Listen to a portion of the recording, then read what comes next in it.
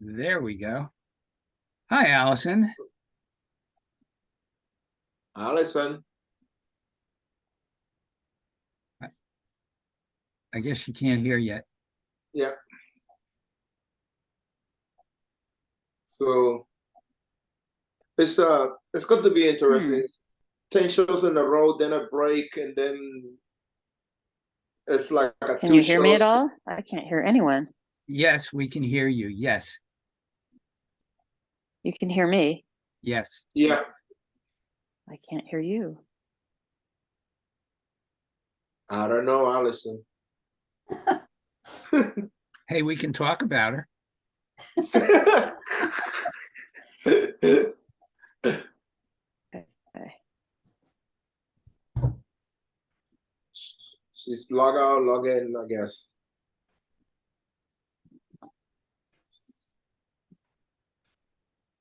In the But she comes again. Hi. Now I can hear you. Can you hear Oh, us? good. I can hear you. Yeah. That's a Oh very my nice God. background. That background you have actually gives me PTSD. Why? Because of being hit by lightning. That's exactly what the sky looked like. Oh, come on. It's not that Like bad. it was by Capital. It killed the car. It was by Capitol Reef. Oh, I'm sorry. You want me to change it just for you? No, no, no. But you must have heard the story. Yeah. Yeah, the Yeah. car in front of you got hit and you got hit. No, and there was no car in front of us. Oh, Just yeah, us. different Just story. us. Yeah. And that's apropos turkeys.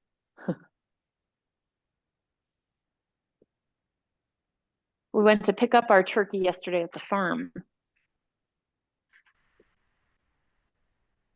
Did you point to one and say that one, and then they? No, no, it wasn't. Do you But pardon? he does. Yeah, I was No, gonna I say, didn't pardon him. did you pardon it? No, no, no, no. Last year we had a vegetarian Thanksgiving. I really wanted a turkey this year. And anyway, so it was a beautiful drive, and um, it was, the turkeys are already slaughtered.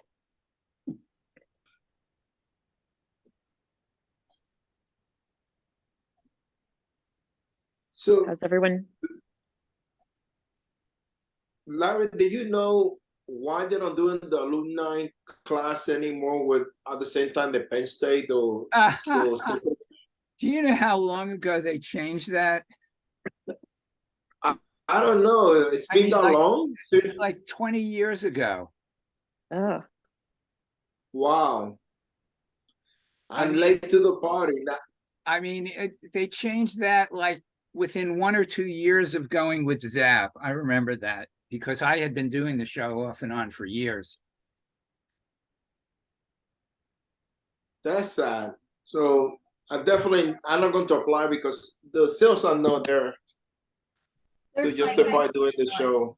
I mean, again, like if Barry was here, he would say, "Shut up" to me, talking about shows I did like 25 years ago.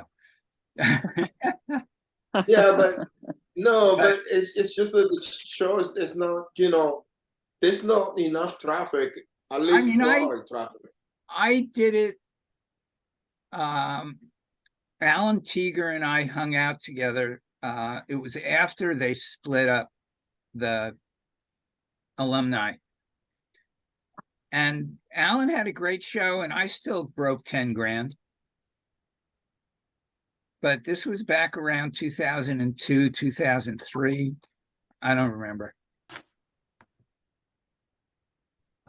So I Uh, tried to figure out if I do it or you not.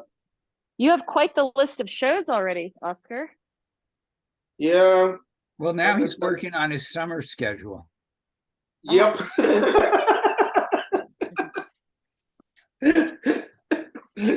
Well, Isn't that I sad? I already have a summer show. It was very, very kind of Ben to do the rollovers, and because it's been like for years. What show? So Who's been? Art in the High Desert. Art in the High Desert in Bend. Oh, Bend. Yeah, Bend. So yeah, they recognize the rollovers, which was Yeah, really nice. I would say they did that because the artists that had applied to the show were really good back then. And this gave them a chance to make sure they would have good artists the first year at the new location. Hmm. So, I mean, there's nothing wrong with that. Well, I'm just saying I am grateful they did that. I mean, it's very nice Yeah. to do that. That's what I'm saying. Well, that means I just wasted money. I'm not going to get in. Do you want to drive that far? I do it Why? if I could get to. I just for vacation. Why not? Well, if you're gonna do that, look at Sun Valley. I think Sun Valley might be the weekend before. No, it's 2 weeks before that. Oh, is it? So yeah, I applied to that one are in the Pearl. So if I can manage to get to both of them, I do the trip. If not, I will be doing shows with Amy. Actually, I just have the schedule here, and Bend is 2 weeks after Sun Valley. Got it. Yeah. Sun Valley is August 11 to 13, and Bend is 25th, 27th. Okay. Yeah. And there's nothing in between those two. So it's really hard. Even if you do Park City, then Sun Valley, then you have a week off, and then you can probably do, if you're that good, you can do High End Desert and then are in the Pearl. Well, I think if I did Sun Valley, I would probably arrange to teach a workshop in between, and then I'd have R&R in between. It's a long time to be away, but and who knows about Pearl, as a jeweler also, it's they don't have so many spots. Yeah, I applied to both of them, see what happens. I just, why not? You have to do it at least once, You can't be in it if you don't apply. Yeah. True.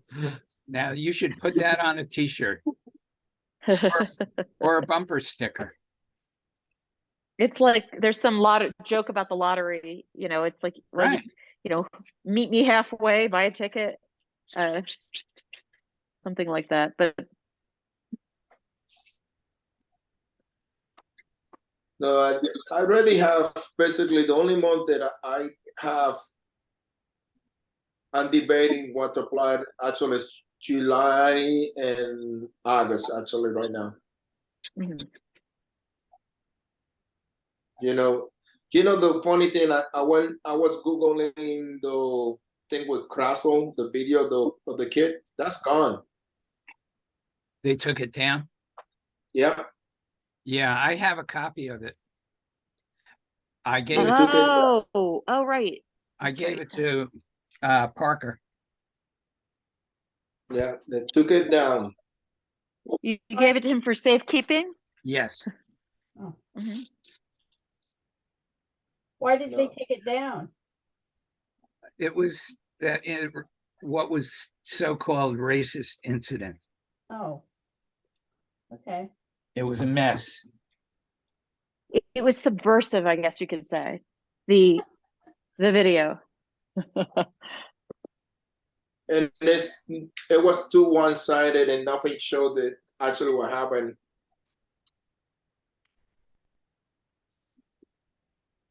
And Chris didn't have problems with before with his temper. He could have sued the kid for defamation. I mean, yeah, it was this kid coming around and harassing artists in their booth.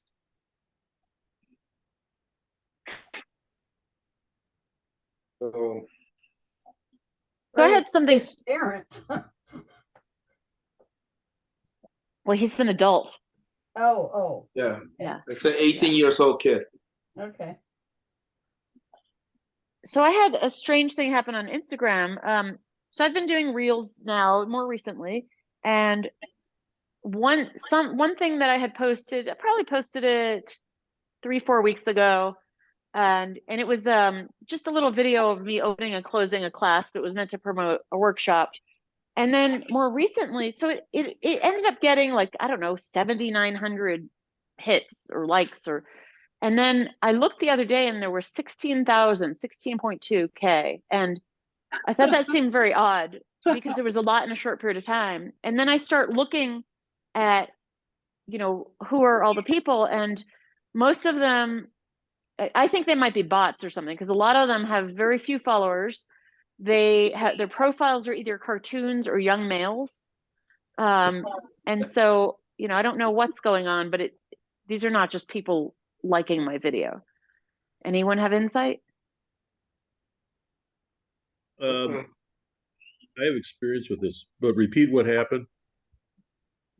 I have an unusually large amount of people who liked a reel on Instagram. It was just of a necklace, me opening and closing a necklace.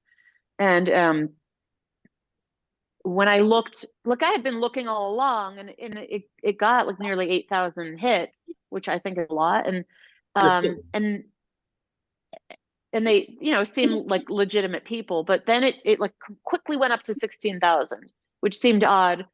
And what I'm saying is it seems like they might be bots or something. When I look at the individual people, most of them are very new on Instagram. You could tell because they don't have many pictures they've posted, things like that. Probably because they got thrown off Twitter. It's nefarious. There's Allison, something nefarious. I'd be very I- suspicious. yeah, I had a similar experience. I've been working hard to promote these videos that I was making about my garments or in the studio. But the Yeah. one video I posted of the deer standing in the snowstorm in my yard got this extraordinary number of hits. And I'm thinking, why am I working so hard if that's what's getting looked at? So yes, I thought it was bots. And I just think it happens from time to time. So just look at the keywords that you used or your hashtags and see if you can figure something out. Right. It was specifically about a clasp workshop. That's the thing. I mean, it was a necklace and it was about clasps and it was jewelry related. And so I don't think there's any. Classes that you're giving. Congratulations, you got that many hits. I well, don't but know it's how it meaningless helps though. you. Yeah. Right. How do you monetize that? Yeah. You don't. I don't think I monetize that at all. Right. A lot of photographers have given up on Instagram because it's junk. Yeah, the one that they use a lot is B-roll now. It's what? B-roll. B-E-R-O. Yeah. Well, Make sure that's the no, one. Wait. Let me make sure. there is no one size fits all and no one place. Instagram's been horrible for artists for a long time, for the last couple of years. Photographers started leaving it a couple of years ago because they had no control over who sees their stuff. And it's also a perfect place because of Steal images. Meta's terms of service for anybody that wants to use your photo, they just grab it and use it. Actually, you can control who sees it though. I was just looking in the settings. And you don't have to have everything for everyone. Well, you can control who sees it, but they control who it's served up to. You can limit who sees it, but they control out of that group of people that you allow to see it. They control who it gets served to. Yeah, they can send it on. But for me, I don't want to. I want it to be public because I'm trying to sell classes and things like that. Okay. So my question is, did you get any response for your classes afterwards with all those hits? well, it's very hard to gauge. Well, no, the hits just happened now. The class already has been taught. That's the other thing. But That's it's like very hard for me closing- to gauge. Sorry. Yeah. Closing No, the it's barn okay. It's like door, Right. So it's hard unless somebody contacts me, messages me on Instagram, buys something or whatever, takes a class, it's hard to gauge. And I know that Instagram has been helpful getting people out there. Like I meet people at shows and they say, "Oh, I follow you on Instagram." So it's very ambiguous sometimes. Like often it's not just such a direct type of thing. Well, it should be direct. If you're sending Doesn't people matter. to a website, then you should set up a specific page for Instagram, whatever, so you know that if somebody came through this page, they came from Instagram or they came from Twitter or Facebook or whatever. Well, I could look in my analytics, you know, and I have a link on Instagram. I have that link tree thing where they could go directly to sign up for a class or my website to buy something. But it doesn't, I'm saying it doesn't often, people need to see my work many times before buying it. And so often people don't just see something and buy it from me. So that's why with anything, even with shows or whatever, is never necessarily that direct. It's a matter of a way to keep in touch with people, to remind them that I'm out there. And I don't remember the number, but they say, you know, if somebody's going to buy something of yours, they need to see it X amount of times or whatever the case may be. Maybe somebody else could speak to that. But, you know, advertising, you know, really it's a way to advertise, as our shows, you know, as they're sending out, you know, emails. There's a huge difference between people seeing your work in person and, you know, people seeing your work online. And for some Right. artists, there's not a big difference. For some artists, it's a freaking huge difference. Right. You know, somebody can look at one of my images on a, you know, on a cell phone, which is drastically different than seeing one of my images blown up to 16 by 20 in person. There's no comparison between Absolutely. the two. Now, Right. with your jewelry, there's not that much there. That difference is not nearly as great as it is for There me. is a difference. There is a difference because people think online, they think the jewelry is much bigger than it is.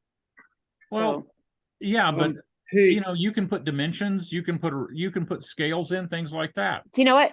Jewelry is very personal. Like until it's on the body, a lot of people can't imagine my work on them. And until they, you know, it's like, oh, I thought it would be this or that, which is also why I need to have my jewelry on people on my website, but that's a whole different story. Well, yeah, that should be a given. I mean, Right. But you know, there's the there's time, so you many, know, we do. there's so many artists that with jewelry and clothing and all sorts of things that the images that you submit for juries are not images you should be using on your website for advertising in most cases, because jurors Well, don't want to. it's a mix. who cares? It's a mix. They're not because you gonna, need to show that- it doesn't translate. Listen, You know- you're discussing the wrong thing. I The know you question are. is, what is 10,000 hits? How's that gonna affect you in a negative way? It has nothing to do with you know, if somebody gets a hold of you and wants to buy something, that's great, but it doesn't relate to this. The 10,000 hits, wait till you start getting, and I don't know if this is gonna happen, but you're gonna start getting a plethora of spam emails and hopefully not text messages and phone calls. That's the problem. And scammers. The rest of it is irrelevant because it doesn't really affect you in a negative way. Those are the things that you have to think about in terms of, and stealing your identity. That's another biggie. You know, these social networking things, especially Meta, they take no responsibility for anything, and you can't call them. All they want is your money. You know, that's all they care about. If it was up to me, what's his name would be in jail. Zuckerberg would be in prison. You know, he's creating a criminal enterprise. Well, the problem is we never regulated it like radio and television or anything like that. And that doesn't even go into, that doesn't even touch the data that they are, you know, collecting about you and then turning around and selling. Right. which leads to spam phone calls, spam emails. Hey, I get phone calls from Peru. Why should I get phone calls from Peru? Just because I was out there. I hate it. If it was up to me, they'd all be in prison. Actually, our government would pass laws that would require every internet provider to weed these people out. It should be their responsibility. That would create a problem, would it? Oh, you'd hear about it like you wouldn't have to even turn on your TV to hear about it. I mean, it would be in the airwaves. They'd all be complaining about it. You know, somebody should take responsibility, or they should pass laws to get rid of it. Personally, I think they should take one of the worst people and have a public hanging. That would cut out the problem. I mean, it's pathetic. Okay, I'm exaggerating, but it's You pathetic. need a lot of public hangings to solve that problem, Barry. Well, just one. They televise it and they go, "You're next. If you do this, you're next." You know, don't you people hate it? When I Listen, get the only thing I get can tell you, 100 if you want to emails, try I to don't know, know what is relevant. What is this? if you want to try another social media, it's being around. It's really controlled. It's called Vero, VERO. It's not owned by Meta. It's a totally small company, and you can try. A lot of photographers are using it right now. So I mean, Here's the that's the problem. thing. It's all going to change. It's all going to change. Remember, MySpace doesn't exist anymore, and I mean, it'll all change eventually. Here's the and problem. everything you got. Go ahead. I don't care how many photographers are on Vero. They're not my demographics. They're not your customers. Right. No, that's They're not my demographics. I need someplace that is my demographics. People that are going to buy you just from said me. that you hate, but basically on what you say to me, you don't like Facebook, you don't like Instagram, you don't like Pinterest. So how are you going to advertise in these days? You don't. Well, I'm not. Okay. I'm not either. I don't think I'm missing anything. I see customers. I see customers of mine following me on Instagram, and like I could see their names, and so I think that's important.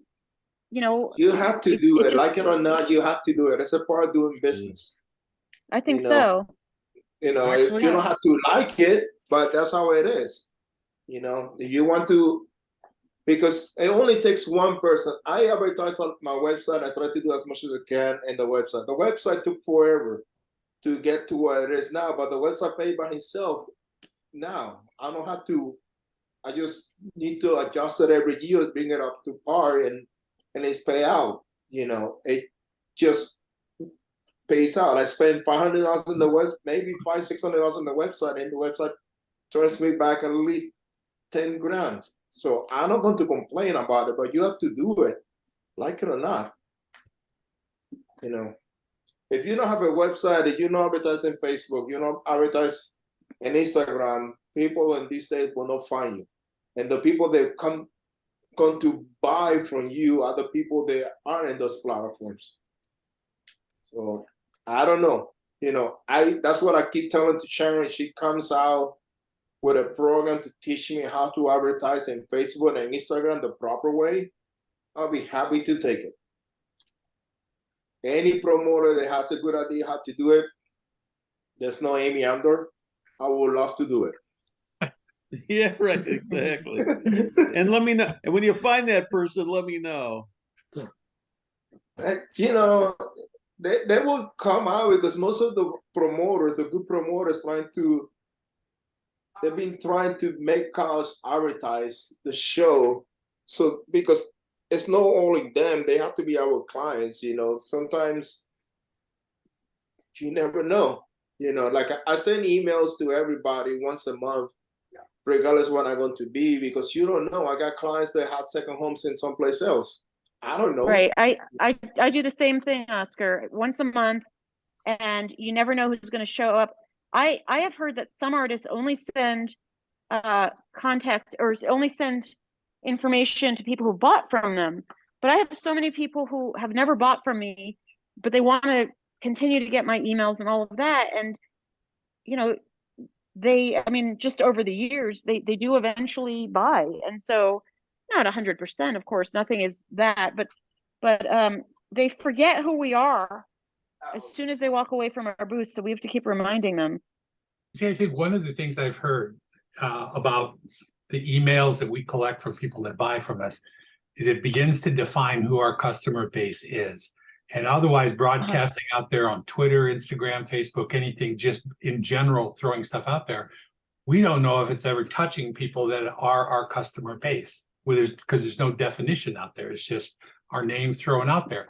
I think the more we can define who our customers are based on who's bought from us before, that helps us in going out into Facebook, Instagram, into the web, and saying when we advertise wherever it is in the country, we'll be more focused on people who will be interested in what we produce.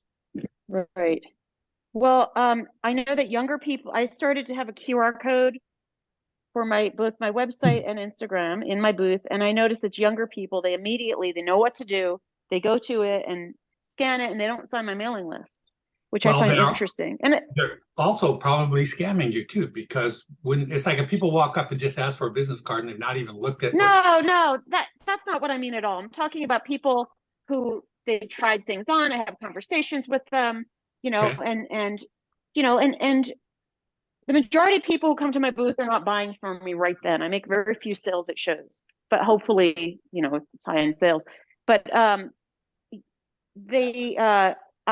say if somebody's interested and they're trying things on, I'll say to them, oh, would you please sign my mailing list? And sometimes they'll see, sometimes they just want to do Instagram and follow me there. And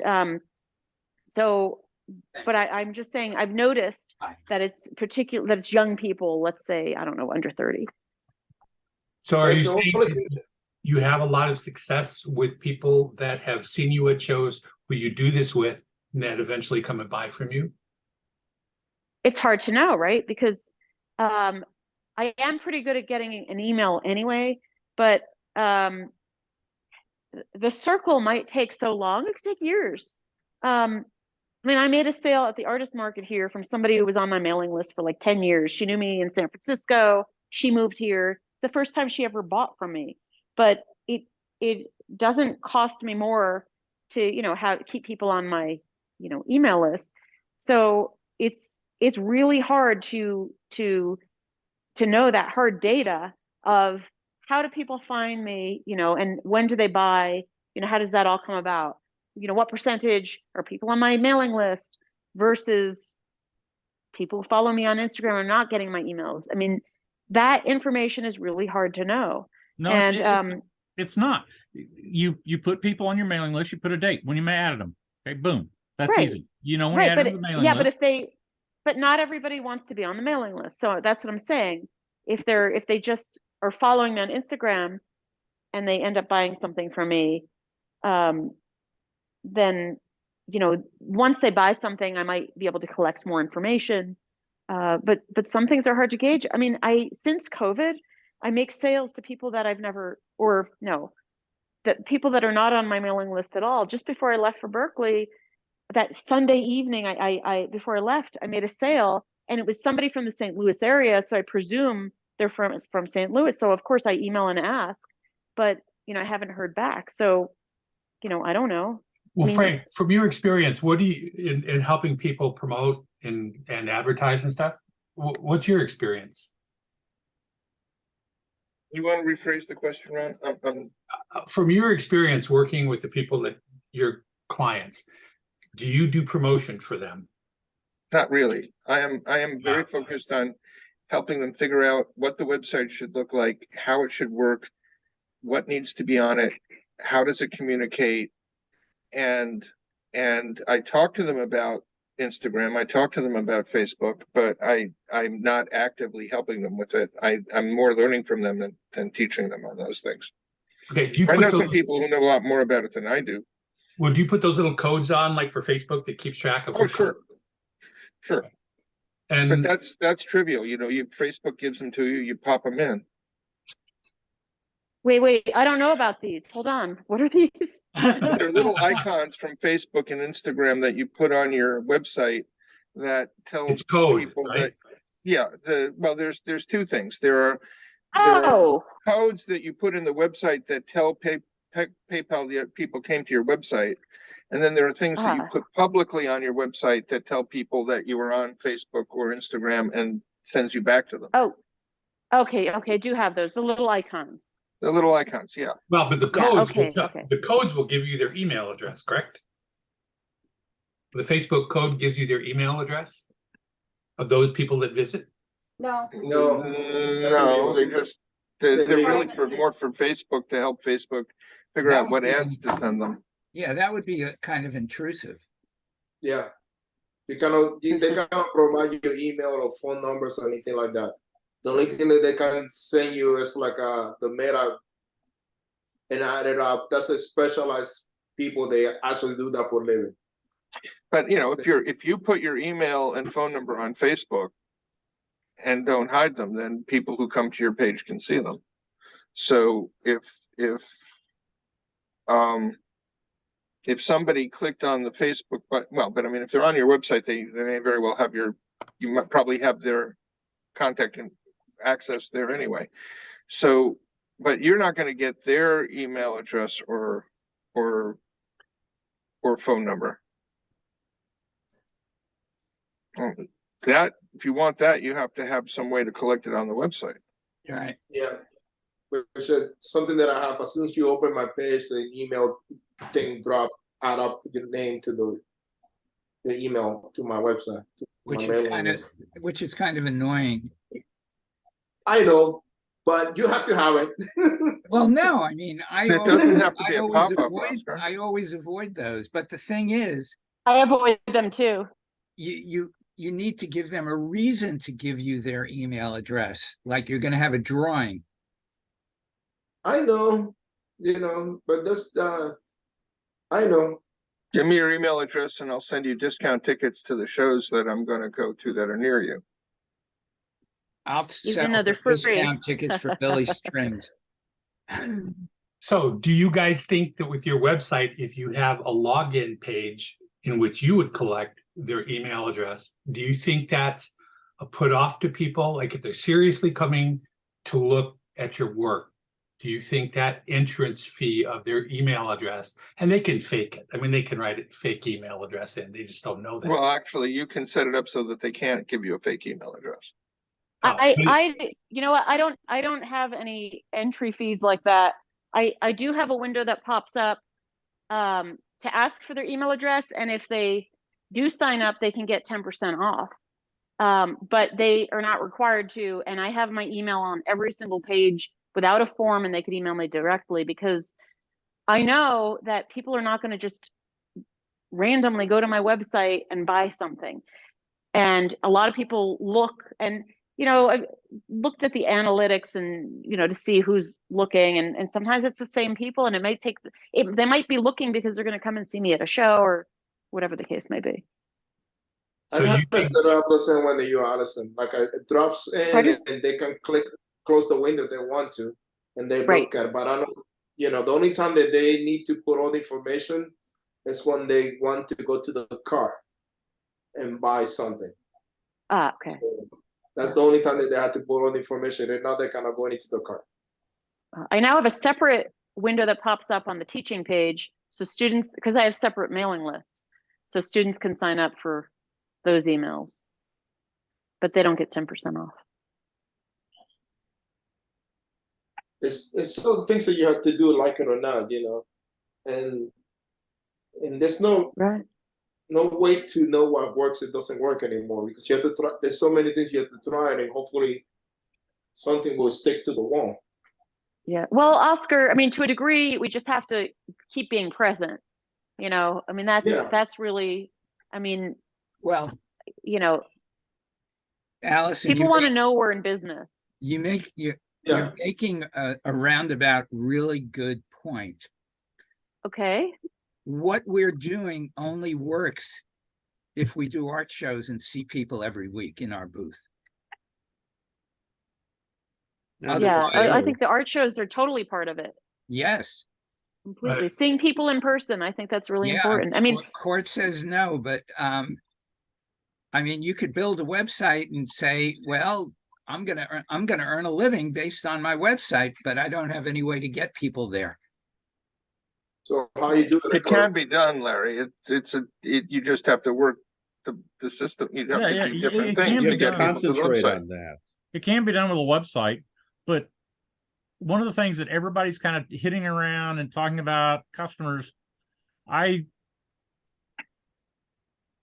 make a long story short, because of when I go to work at my part-time gig at Target, I'm there really early, and I started to hang out on Twitter a couple years ago more, and I got in touch with, because of the time difference, and when I was on Twitter, I got connected with some British photographers, and one of them has a great setup, and I did a 2-hour consulting session with him last week, and it's about building a community of people that are interested in your work.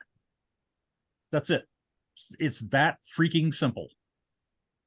And that comes from a lot of different ways to do it, but you have to stay in touch with those people, and you have to build that community. And, you can do that without art shows. He's done it without art shows. In my case, art shows will be a part of it, but not a real big part. You can do an entirely online business for sure, but it's just as hard work. It's different kind of just as hard work. I know 2 photographers that I don't know what they're doing now. I don't know how much they're pulling down now, but a few years ago, 4 or 5 years before, 3 or 4 years before COVID, they were pulling down about $3,000 a month off of Fine Art America. But it took them about 3 years of solid work and working the Fine Art America system, which has their own internal search engine and algorithms to get there. so I think all that sounds great, but I also think that there's not just one thing. It's a series of things that Right. that hopefully bring our customers to us, and that sounds, But see, that's that's the difference between where I'm going and what you're looking at. I'm not going out trying to get customers. I'm trying to build a community, and it's different. Mhm. It's a different mindset. It's a different way of approaching things.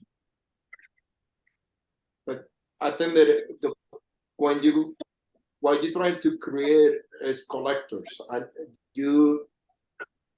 It's probably you talking about a different way. I see it. You think the community, like some people in the community might not be supporting you. You want people to be buying your work, seeing your work, showing to friends. And that's what I call a collector. You call it a community, but you have to have people that follow you, they pay attention to you, build the base, so you can work your way out of. I don't want to be doing shows 12 years from now. I need to figure out how to create another source of income for the art shows, so that I'm selling my work. And that's something that you're talking about. I just go in a different route. I don't think that just doing art shows is the only solution. I can tell you that for sure. Something that you learn really fast after the pandemic. Perfect example.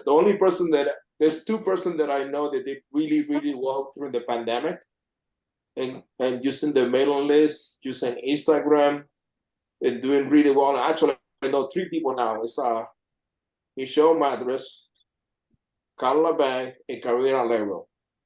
They use the Instagram, they use their mailing list, they got their community or your collectors, whatever you want to call it. They go after them all the time. And all those 3 women are doing beyond good. They are all painters, but they are all doing really good. And then going down that path that you're going down, which I agree with Oscar, is every time we go to a new show, why do we go to a new show? Because is it not because it's a new audience for us? Correct? Yes, exactly. We want to meet new people. Exactly. And how many communities are out there throughout America that we have never touched, because we don't get in, they don't have art shows, or we don't get into those art shows. But are we going to conclude that we don't have a customer base there? And I think that's where promoting through the social media outlets. Well, I'm not the greatest fan in the whole world of social media. If you do it focused, that's what you're trying to do, is say the same people that buy from me in this community A and this community B exist in all these other places out there. I just have to let them know that my work exists, and not just in general, not just broadcast it out there, but try to focus it on the same kinds of people that would walk up to your booth that you would find at these art shows in all these different communities. I think they do exist for all of us out there in lots and lots of all the areas, pretty much throughout the United States. We just they don't all come to art shows either. Exactly. So. Exactly. So if they hear about you and you can reach out to them, they don't get bummed out by, emailings or Facebook or Instagram, whatever. If we can touch them and grab them and they go like, oh, wow, look at this jewelry. Oh, look at this photography, or look at this painting. Then we have a chance to build that community. Like Court's saying, is that we can start to build that community, but it exists everywhere. We have to learn how to reach that. Because I would suggest to all of you that it's easier to build a community collectively than individually. That's true. That I agree with you. I agree with you 100%. That I'm glad you said that. But how do you mean that? Can you specify a little bit more about what you mean by that? Okay, so Ron, you have a finite number of hours in the day. You want to do your work. You still want to do shows. You have a finite capacity for learning about Instagram, for learning about Facebook. But there's a bunch of people who you'll never reach on Facebook or Instagram directly, but there are other artists that they are tracking on Instagram. If you have a community of artists on Instagram that are supporting each other and figuring out ways to reach out to more and more people as a group, and there's commonalities of taste and aesthetics amongst the group of you artists, you're going to have a better chance of any one of you bringing a potential customer, a potential collector into the whole group, where they'll see all of you. But then don't you have competition that, if say you're a jeweler and there's 4 other jewelers in that community, that now they see the work, not just of you as bringing them to that community, but now they have choices from other people. So you start. As long as the work is different, then I think it actually is better to have like a good handful of jewelers than only one jeweler. Like, if there's a jewelry gallery, they've got a bunch of jewelers in there. Right. So the other thing, as far as like the power of numbers, in my neighborhood, there's actually a ton of artists, and we're working on this neighborhood association, because if you Google artists in Santa Fe, you get Canyon Road or the Rail Yard District. You don't get our neighborhood. And so we're working on that, and the state of New Mexico Economic Development is working with us. But then the other thing is, my customers might be interested in the knife maker down the road, and vice versa. So that's another way to use community. And where my studio used to be in Berkeley, there were 2 other jewelers who had very good quality work. And the 3 of us did very well together, because somebody would come to me and it wouldn't be like my kind of thing. So I'd send them down the hall, and the customers actually appreciated that we would send them to someone else, and just, you share it, because not everybody's going to buy from you anyway. So as far as jewelry, yes, I'm sorry, any medium, you want a certain level of quality.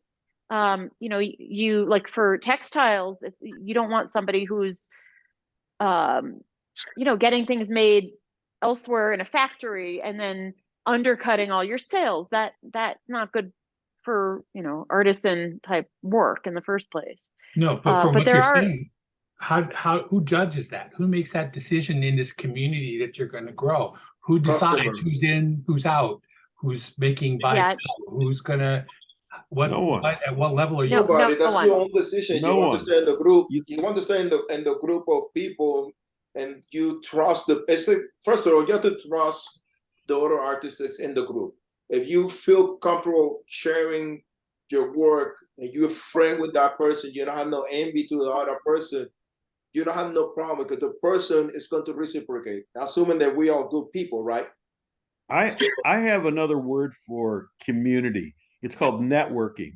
Correct. I've learned about networking from when I was 5 years old till now. In fact, I don't do anything without networking with somebody. If I need a dentist, well, I don't because my brother's a dentist.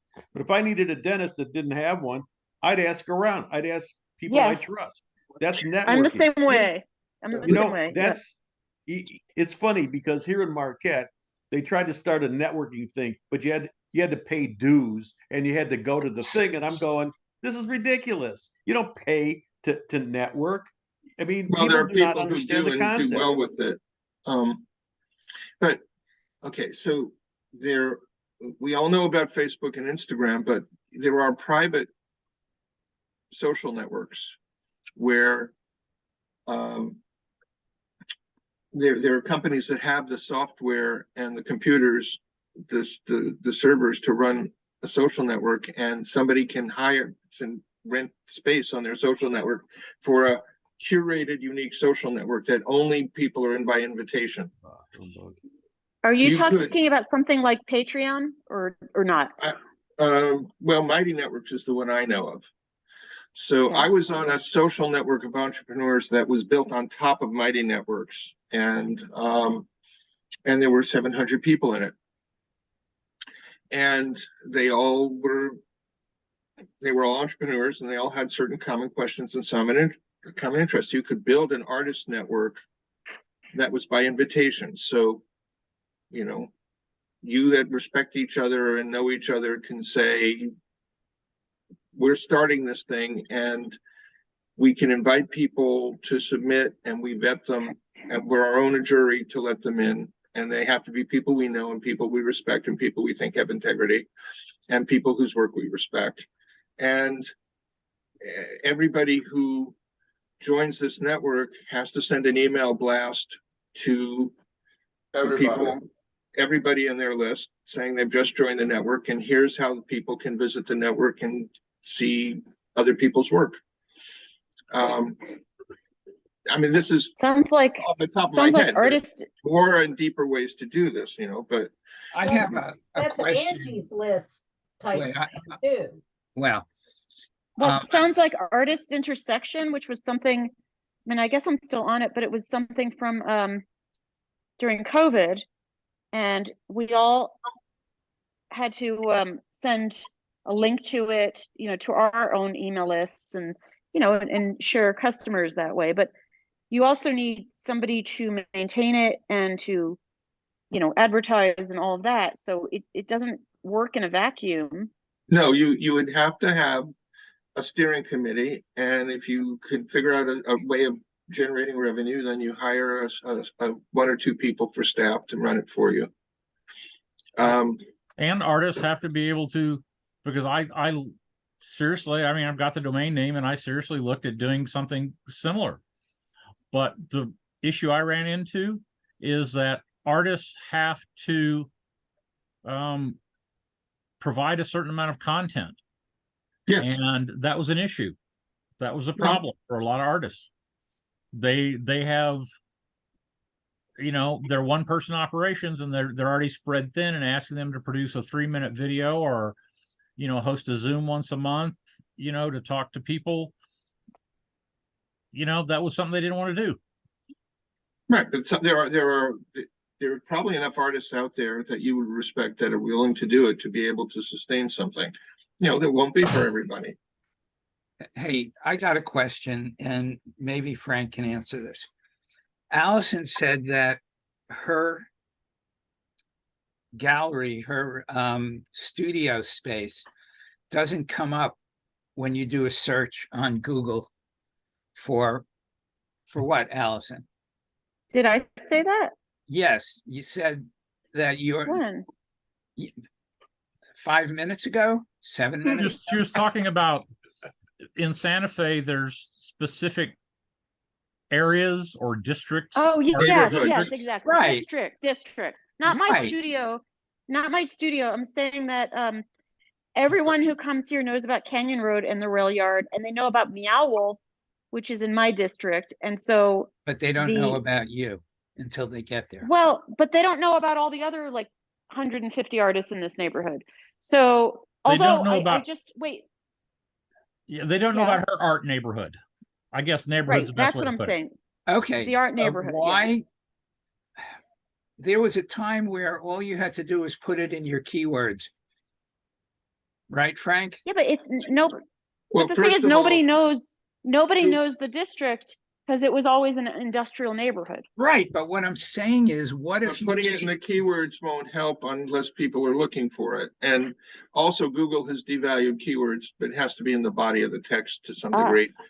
But, But but Yeah, but- but what But if somebody, you have to, maybe you should collectively, no, we are. We're working. The city and the state are working with us, and they even have money for us as soon as we form an organization. No, okay, so So- you so have to we're- form the yeah. organization and somebody has to have, you Right. know, a task that they're gonna spend X number of hours a week getting this information onto websites, into blogs, maybe a community No, website.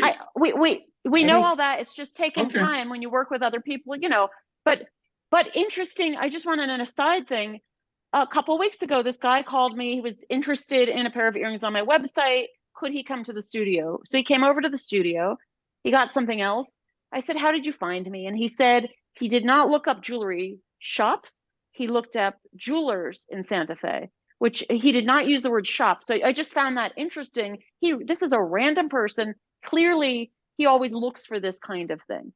But Mhm. but as far as the neighborhood goes, I'm just saying if you're going to travel to Santa Fe, and you want to look up Canyon Road is like a very popular high end posh sort of thing, and you know our neighborhood people have been here for 30 years, blacksmiths and painters and everything, and so you know now it's at the point where we're working as a group. It takes time, you know, everyone's busy and all of that, and Okay, but the wait, Allison, But it's I wait, let me finish my Somebody should point. just put a I sign was up. trying to talk to Larry more than to you. Yeah, let me finish my point here.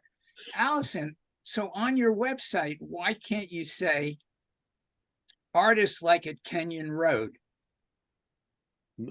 because it's not No, have your own name. No, they need their own brand. The No, street that's needs not the the brand. point. The Have their- point is, And if then the say- others and are then create coming up, that. no, Create the If the- buzz. if the others are coming up in the search engines, you put those words on your website that are coming up on the search engines. Forget the website. Forget the online thing. Canyon Road didn't start as an online thing. It's a reputation. Create the reputation. Forget the other crap. Create the reputation. Get into the tourist books. That's what you need to do. Put up a sign. Have everybody say you're gonna have an open house for 3 days or whatever. That's how you do it. You create the reputation. The hell with the online stuff. I'm sick of hearing this stuff because for me, it's all scammers. You know, you might make a few sales, but that's it. You know, I don't need that. Well, Larry, I'm going you to tell don't you- have to, and other people want to. yeah, And That's the fine. people who want to need to understand what the rules and the tools are. I You don't understand have all to, that. then don't worry I about agree it. with you. I agree with you. But in this case, they want to create a reputation for their area. Allison's shaking her head. Yes, she knows what I'm talking about. Well, I Right, agree with So that Allison. when somebody comes to Santa Fe, maybe they'll come to their area first. You know, can I tell you one thing that I'm going to tell you? Our installations, my other side of my business, right? I depend on galleries, frame shops, my website. I try what is called Yelp. I try Thumbtack. Okay, So job didn't work for me. Thumbtack last week gave me 20 leads. So those 20 leads, I convert 15 jobs. Great. It's everything depends on how you marketing yourself and what works for you. I'm not going to tell you that everything's going to work, but I'm going to tell you that I use everything, and I can guarantee you every week I've got at least 10 hours on installations for sure. This week I'm beyond book. Like I had to take today the afternoon off because I was working out, dragging and forcing myself to go to work every day like I was working a 9-to-5 job. So it all depends how you do things, and you cannot. There's no one way. You have to make it that when this thing is not working, these other three are working. It's no one direction, no one thing fits. So you have to make different revenues so people come to see you different ways. If Exactly. you just focus and say like, if this is the only way, this is the only one you're going to do it, it's not going to work. It's going to fail sooner or later. So you have to have a backup to everything so everything work out one way or another. I cannot tell you myself how to do it our shows because I have been tried everything and nothing stick to the wall. I can tell you everything that I've done in the art installations is working really well. So I cannot tell you. It's different markets and it's really hard. If somebody can figure out how to do it, it's fine. If You know what? So, Well- hey, Frank, Well, getting Oscar back said to if somebody Alan- figures out how to do it, and the thing is, if somebody figures how to do it and everybody imitates them, it'll stop working. So you Well, have to be, there has that's to be what some everybody measure does. of individuality in it. Hey, Frank, It's a big everybody. You know, if you go to the marketing, there's a basic marketing for everybody. There's something Yeah, right. it's a base for everything that you do, and then you work it out from there. And then you have to You can figure take out college what works classes for in you. marketing. It's a thing. You know, I what do Coke agree. does- Whatever the Wait, first what company, Core's trying to do. Sorry, like we're Take always a jumping number. on each other. Okay, so let me try one more time. The first company that figured out how to do paid advertising did amazing. And then people started imitating them, and all of a sudden the quality of the ads mattered. And now we're inundated with advertising, and the quality of ads have to be extraordinary to make any dent at all. But Or everybody, they have to be redundant. well, or both. both. You know, I mean, so we have the Geico lizard, the Geico gecko, for years and years and years, because little by little it's building up something, a brand recognition and flow and progressive insurance and all of these things. But I miss the caveman.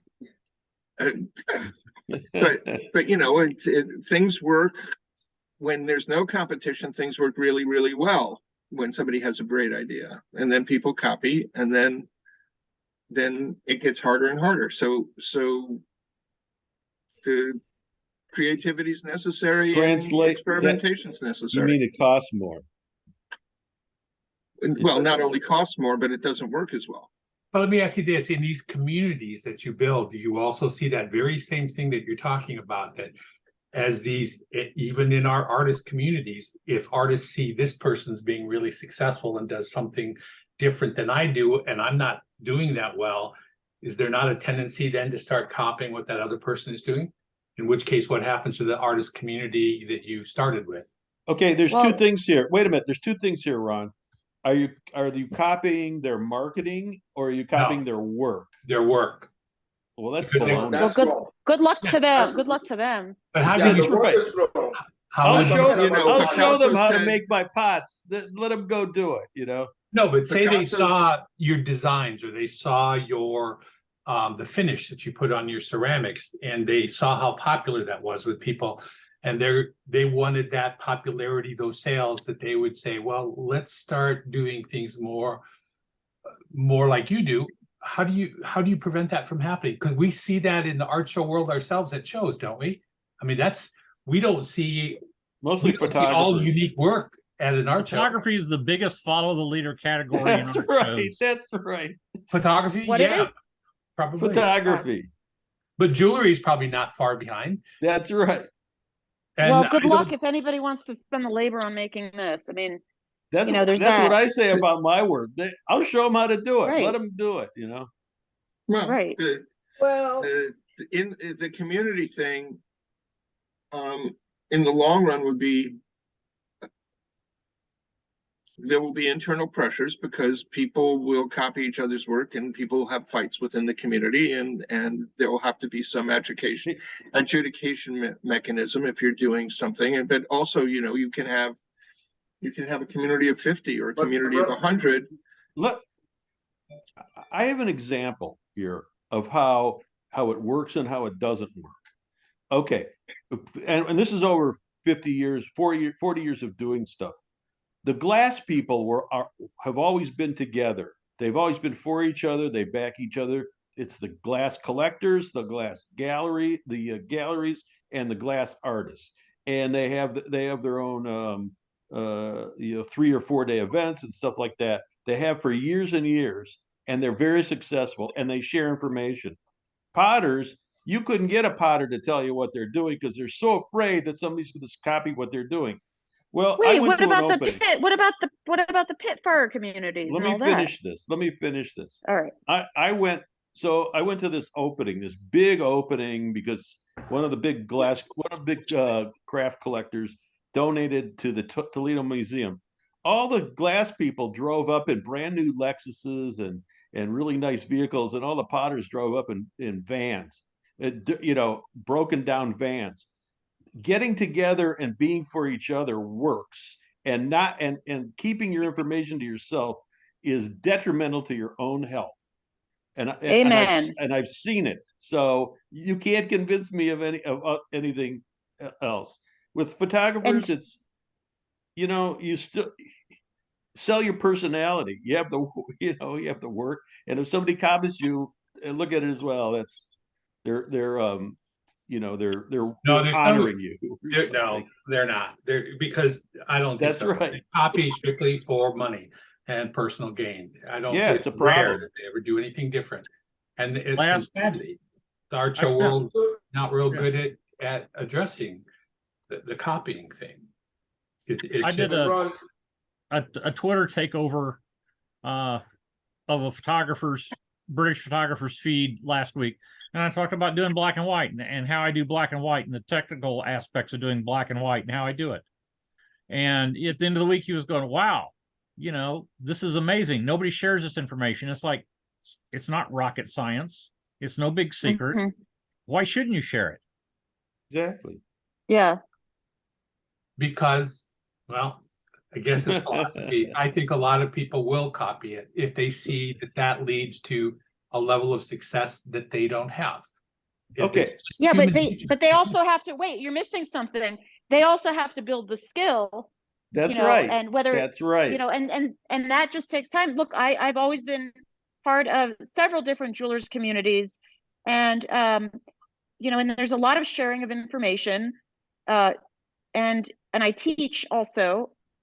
So, anything I teach, you could learn from a book. It's not new. It's just, how I do it and tips and tricks and things like that.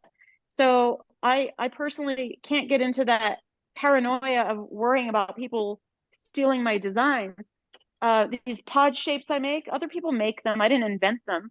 It's just, I do it in my own way. And that's, I'm not saying that there's not any derivative work out there or copy work out there. Of course there is.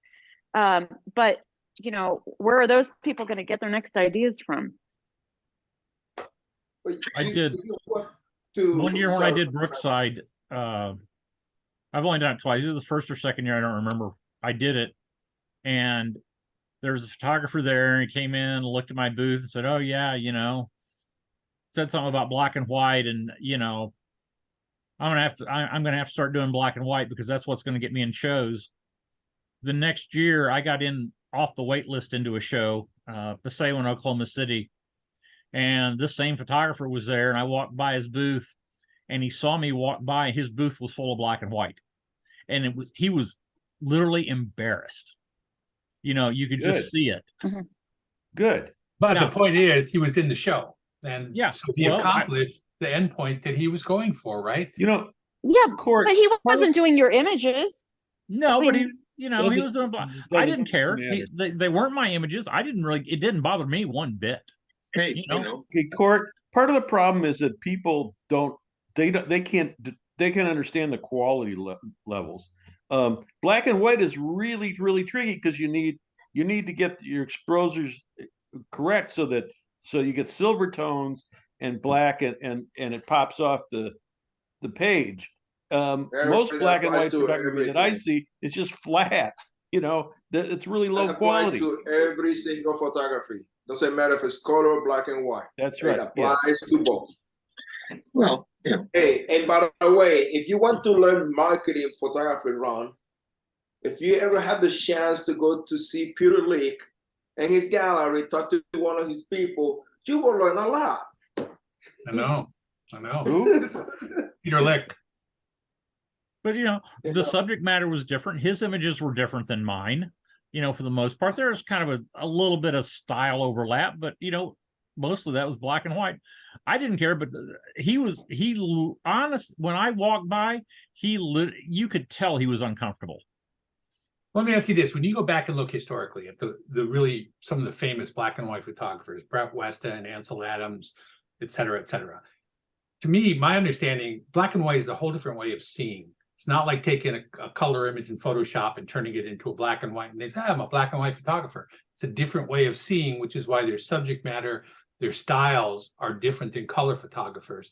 But do you think that exists these days for the most part in what Yes, you see? it had to, because to see black and you're shooting with a digital camera now. Forget about It does in my work. And that was You one know- of the things I talked about, you know, when I did this Twitter takeover last week. You know, I talked about, you know, it's a different way of thinking. It's you have to look at things differently.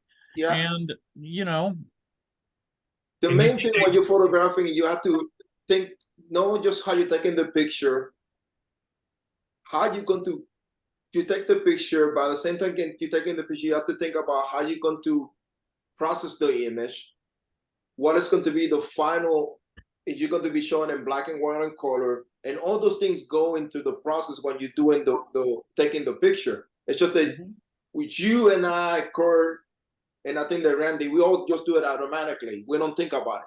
We know what we're going for. So it's ingrained. That's because it you goes- thought of it for years and years and years and years. You don't have Yeah. to think about it. It just Yeah, comes but up naturally. that's the whole process. You do all Yeah. that stuff, and See, I'd be the first person to step up on my part and say, I don't see black and white. I used to shoot black and white, but I don't see it as well as I see color. It's a different way. It's a different vision and a different way of seeing things. And so Yes. I'm a color photographer. And yes, though, I would agree with what that person, Court, that told Court that, yeah, he was going to switch to black and white because he get into more shows. I agree with that. I think black and white does better during into the art shows than Yeah. color does. actually, That's a fact. it has I don't know actually about kept me that. out of. I know at least one show it has kept me out of What has? but that's one show out shooting of black and white. Shooting And black and white. I'm guessing, based on being waitlisted, consistently at other shows. Yeah. Because what show shows is that one? shows don't want bigger shows. It's not a problem when they have a lot of photographers, but the middle-sized shows don't want too many black and white photographers. They want to limit the number of black and white photographers. They don't care about color photographers. And the black and white photographers that I know on the show circuit over the years, decades I've been doing shows, most of them don't sell particularly strongly at shows, but they also have a customer base that color photographers often do not have, where they get customers that will follow them, will come to the show specifically to look for them, and will buy their work, which ensures a certain amount of sales at shows that color photographers don't have. But it's Right. and that part is different too. And I respect them a lot for that, but they don't. And sell that as that is the single biggest mistake I have made as an artist, is not building a good client list and starting that years ago. Yeah, that's one of the things that you learned through COVID, that you needed to have a mailing list and a strong collector list. Right. Yeah. You know, But see, that to me is collecting from people that you buy, not people that just walk in and sign up on a mailing list. It's people that have said, by their action of buying from you, we like what you create. Do you know, I think it's Sadie Rupert. I don't know if I pronounce her name the wrong way, but they are the one that does the animals or the things with leather felt. I don't know if you see them in Madison, but the stuff looks amazing. But one of the things that she told me is anybody that asks you for the business card, they have to sign into the mailing list. Yeah. Doesn't matter if they buy or don't buy. And another photographer that I hate his guts told me. Which one? Don't hold back. Come on, Can we Oscar, go guess? for it. Let's see. Let's guess. Go on. The main thing is, it's not so much the information the person that bought from you. It's the person that show interest in your work but cannot afford to buy your work now. Those are the person that you have to collect the information, because that's the potential buyer for later on. You might get a collector from the person that bought from you, but that person, you have to cater to also to the person that likes your work but can afford it now. That's what it might not be that they can't not afford it, but maybe they're going through chemo, or there's so many other things. But yes, I agree. And which, One of the by the way, drawbacks. Go ahead. Go ahead. One of I the was just going to drawbacks. say. Go ahead. No, you go. You go. You go. No, you go. After you. So one of the things I have learned is it's not always about can I afford it or not. Sometimes it's about cash flow. And so I I have some bracelets that are $6,000, and if somebody wants to take 4 months to pay that off, I'm fine with that. And so I don't necessarily want to do that with. Well, recently somebody bought a pair of $400 earrings, and they came to Open Studios, and then like 3 weeks later they bought the rest. So things like that have helped me. And and it's really it's not a policy I have one way or another. It's more kind of this, if somebody really likes something, and you get a feel for someone and that kind of thing. And I still have the piece anyway. But that seems to work for me for higher price sales in general. Right. And I think, like, for example, the piece that's on the wall behind Randy and his view there. And I think for a lot of painters, graphic artists, photographers, we get a lot of people that come in looking specifically for one piece. They have one place in their house they're looking to put something. And once they find it, that takes care of them probably as a customer, fair chance that they won't buy from anybody else again. But it would be nice just in case to let them know you still exist. And I think that's kind of unique for us, because I think potters, and Barry, you can jump in on this too, and jewelers and stuff often have more repeat customers than a lot of the more two-dimensional artists do with bigger pieces. It's just the nature of the beast and what people look for. I don't know. I'd love to hear from other 2D. Yeah. Well, Yeah. I don't know. That is the reason that I used to not do. That's the exact reason I used to justify not keeping a good client list, mailing list. Because you only get them once. Yeah, because I figured, hey, people only have a limited amount of wall space, blah, blah, blah, blah, blah. They're only going to buy, one big print, blah, blah, blah, blah, blah. Huge mistake. One of the things I'm going to start doing is I'll probably order them later this week or next week. I'm going to start selling postcards. I won't have them in my booth at art shows, but I'll sell postcards online. So somebody can spend $15 and get, I don't know, 5 or 6 images of mine. And I'm not going to get rich selling postcards, but I now have my work in front of people all the time. Well, Court, there's actually an advantage. If you sell postcards, the people who receive those postcards might actually like your work enough to find out who you are. Right. Amen, Frank. Amen. Exactly. Yes. So you make a little money on the front end, and you have a potential significant upside.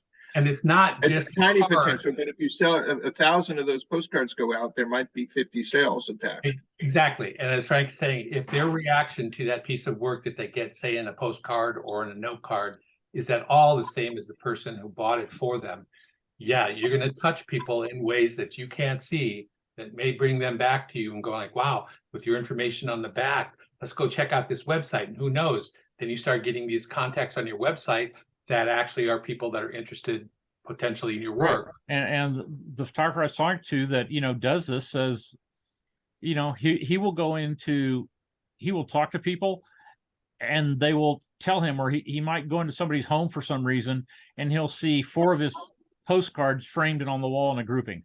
Exactly. Yeah.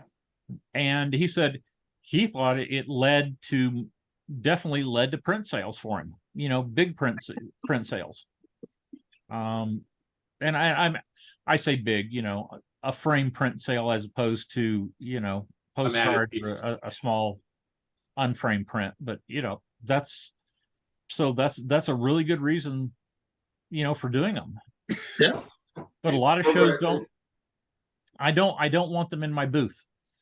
You know, I don't want them in my booth because I don't want that. For me, that kind of cheapens things. But I'll put them on the website, and I'll put them in. You know, that's probably what I'm gonna when I send my first email to my list is probably going to be about postcards. That would make a great deal of sense.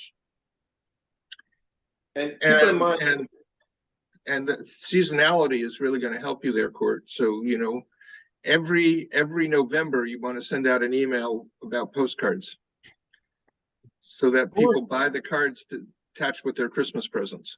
Or you can wholesale those postcards and sell them in mass quantities instead of one at a time. He can't print them in mass quantities. No, but then he gets them printed. Yeah, I'm going to start with I can buy 100 cards and I can put 25 different images on 100 cards, so I could get I wouldn't do 25 different images, but I do like 4 images and get 25. So for $60 I can get 100 sets of for $60 I could get 20 sets of 5 postcards. just Well, I would be a little more ambitious, Court. Is 5 enough? Excuse me, is 5 enough though? I mean, like I'm a letter writer, and we'll find out. I don't know. I'd rather have like I don't know 8. Or, I don't.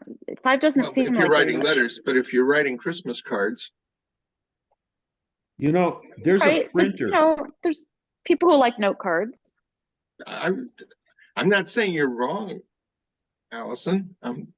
Actually, I'm talking about strict postcards, not a note card, not a Christmas. Just a really? Strict postcard. Yeah. Okay. Yeah. Listen, there's a printer called the HP Tango. They don't sell it anymore, but it was actually made by Apple, and you can buy one in an Apple store. And HP has a thing where you just pay once a month for the ink. It's next to nothing.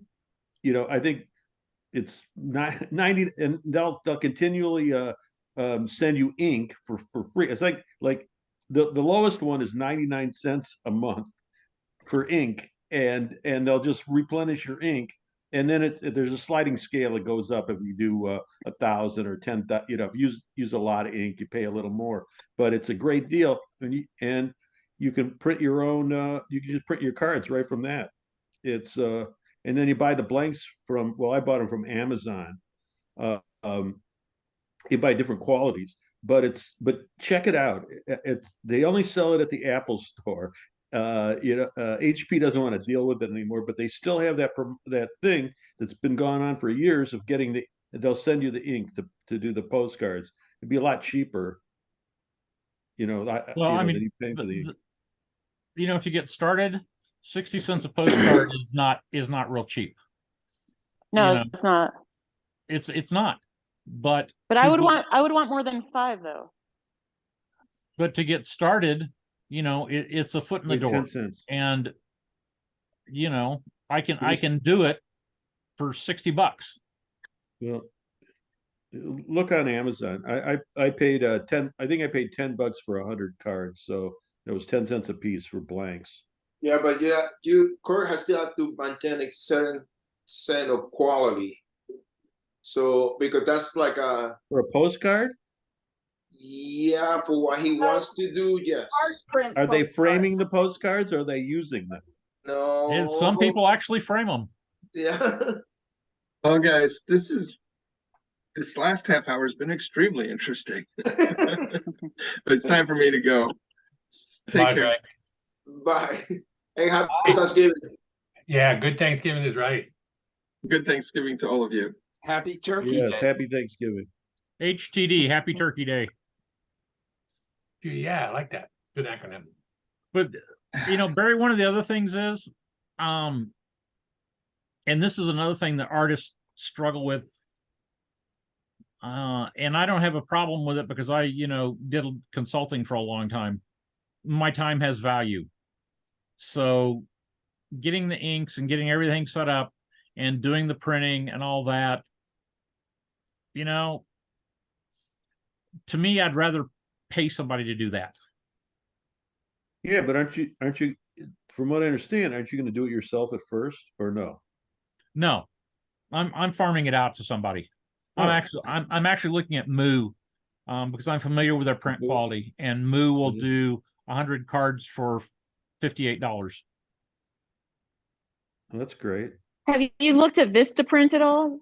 You're going that way? 'Cause- Well, one of the reasons for doing Moo is that I can do multiple images. If I go with Vistaprint or you're right. or 4over, or there's a Yeah. ton of places that can do it and do similar quality. 250.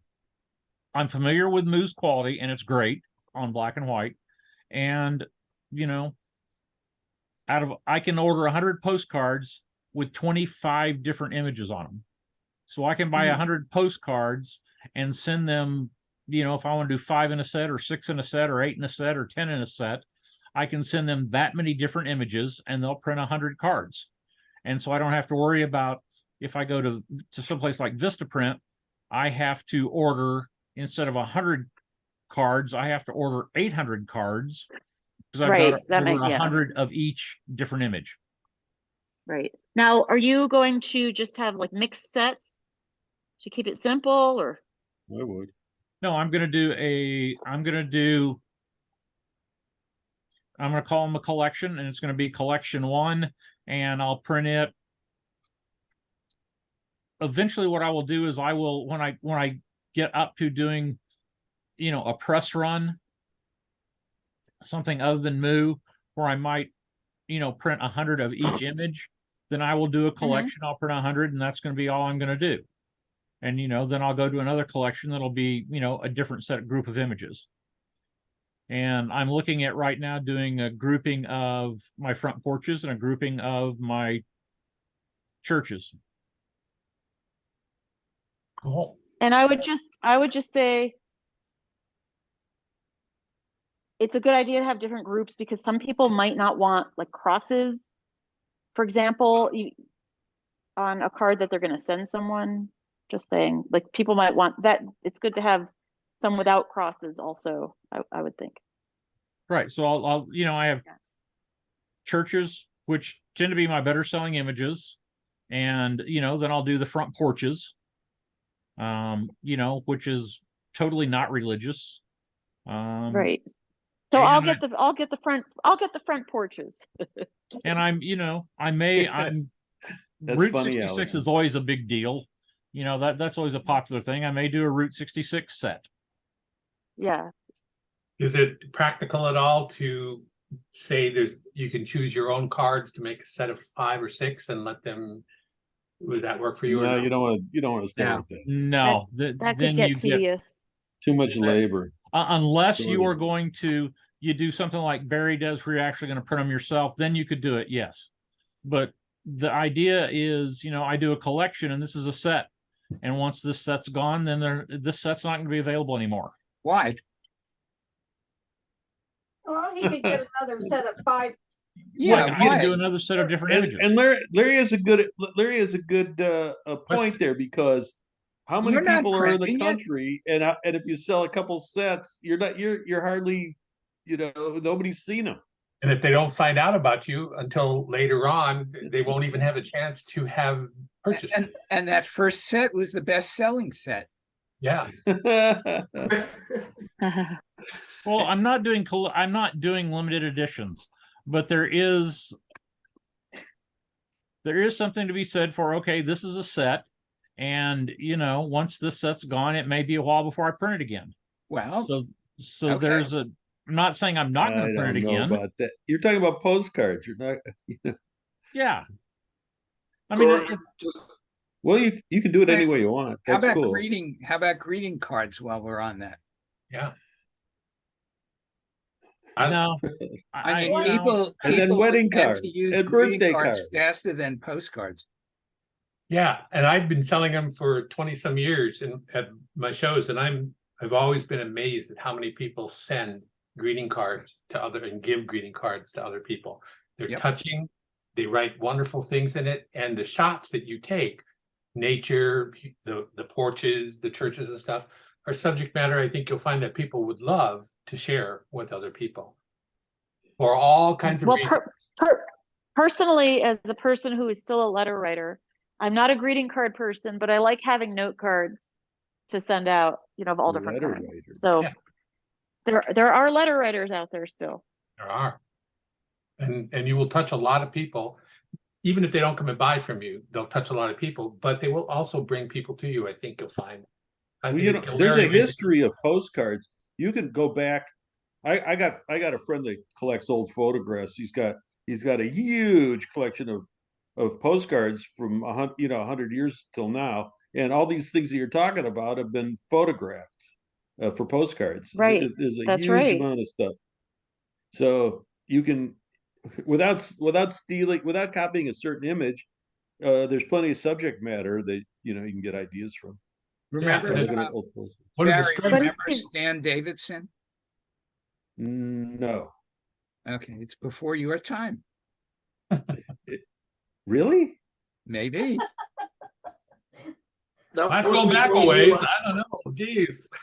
I know. It's shortly after the dinosaurs disappeared, and then his son and daughter-in-law died in a car crash. I met him. I mean, when I first started doing shows in the 70s, and he was already doing shows for years. He collected antique postcards. Yeah, I got a friend that does it. Barry, you have a friend? I know it's hard to believe. I'm it's hard sorry. to believe, Court. You served it up. I had to get it back. I love it. Court, I love it. Plus, I think you find that a lot of people that try to go buy cards in card shops are really disappointed in what they find. And a lot of times you may find the right card, but it's for the wrong reason. It may be a birthday card you're looking for, a Christmas card, vice versa. If you can offer them something that they can use for whatever purpose they want, to brand it with people that mean something to them, I think you'll find a nice, welcome audience out there that'll frequent your booth and frequent your site, your website. Really do. Just to think about. Well, I gotta go, guys. All of you have a wonderful Christmas. Thanks for taking the time. It was great to hear your ideas and thoughts. Christmas. I'm not going to have any Christmas, but I might have Thanksgiving. Okay, guys. That Christmas. What? Barry, It's my favorite time of the year because I don't have network television, so I'm not privy to all the ridiculous commercials and movies that happen. And I kind of get back on after, except for watching football or something, or hockey. I get back on and I miss all those ridiculous ads trying to sell you any kind of crap. Well, I don't know about you guys, but for me, the one reason I really like Thanksgiving is my favorite holiday. It's probably a lie that we were told growing up, but the relationship between the Pilgrims and the Native Americans and celebrating together and celebrating the harvest. One of the few good stories, I think, from our history. Maybe it was all a lie, but it sure sounds nice. Yeah, we used to go to Plymouth for Thanksgiving dinner. Wow, that's cool. Oh. Is that because you're a Puritan? Yeah, of heart. Yep. Hold We on used- to that thought. We used to go, we used to go to Brooklyn for Thanksgiving to my grandmother's, and every time, you know, we'd always get into the car at the exact time that the radio station WNEW was playing Alice's Restaurant. So we'd listen to it on the drive there. That's It was great. like a 45, It is. yeah, it was like a 45-minute drive. So We all the guys in our family, because we grew up in Detroit, went to the Lions game. It was always the Lions and the Packers, and then afterwards it would rotate between my aunts and uncles and my parents, so it'd be in a different place every year, and it was really fun to get together with all those people for Thanksgiving after the football game, and all the guys went to the game, all my cousins, my uncles. And we parked down by my uncle's store. He had a tire store right by the stadium, and we'd all park there and then walk to the game. It was great. Great memories. Things My like- uncle's store. All right. Everybody See have a everybody. happy Thanksgiving. We We're gonna done? shut Thank down. I gotta you. go eat dinner. Oh, okay. come on. Goodbye, everyone. Bye. Bye. I didn't even get to ask. Hey, did anybody in this group get into Fort Worth? I didn't apply. Okay. I think the And- court, baby. Huh? Court. And My God. huh? Court got in. Court got in. Yeah, Oh, you know, good. when I Good. talked I to you didn't know the that. other day, Oh, it's based on black your and white. We're all gonna do answer, I black didn't and think you white. got in yourself. Yeah, we're all Thank gonna you, do Larry. black and white photography next time. Be good, All right, guys. bye, everybody.